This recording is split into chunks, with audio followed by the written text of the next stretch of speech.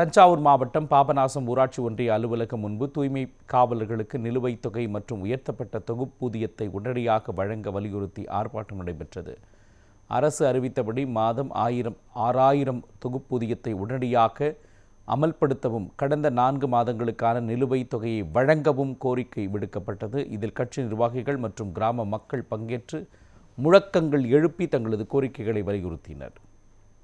தூய்மை பணியாளர்களுடைய இந்த போராட்டம் எதுக்குன்னு கேட்டீங்கன்னா, சென்னையிலே கடுமையான போராட்டங்கள் தூய்மை பணியாளர்களின் வேலை நிரந்தரப்படுத்தி அவங்களுக்கு ஓய்வூதியம் கொடுங்க, அவங்களுக்கு நிரந்தர வேலைக்கு கொடுங்க, தனியார் மையத்தை உங்களை வரக்கூடாது, எங்களுக்கு அரசு நேரடியாக எங்களுக்கு வேலை வழங்குன்னு சொல்லி கடுமையான போராட்டத்தின் மூலமாக தூய்மை பணியாளர்களுக்கு கூடுதலாக நிதி வழங்க வேண்டும், அவங்களுக்கு கூடுதலாக பணம் வழங்க வேண்டும் என்று ஒரு கோரிக்கை வைத்து போராடணும். அந்த போராட்டத்தின் விளைவாக 6 மாதத்துக்கு முன்னாடியே அவங்களுக்கு அரசாணை பிறப்பிக்கப்பட்டு இதுவரைக்கும் அவங்களுக்கு கூடுதலாக அறிவிச்ச சம்பளத்தையும் கொடுக்கல.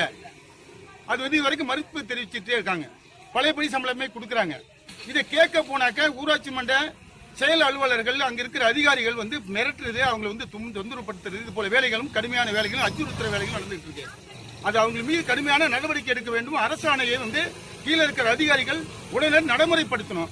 அவங்களுக்கு வேலை அரசாங்கம் நேரடியாக தூய்மை பணியாளர்கள், தூய்மை காவலர்களுக்கு வேலை வழங்க வேண்டும். அவங்க அரசு அறிவித்த ஆணையை உடனடியாக நிறைவேற்றி அவர்கள் கிடைக்க வேண்டிய நிலுவைத் தொகைகளை உடனே கொடுக்கணும்.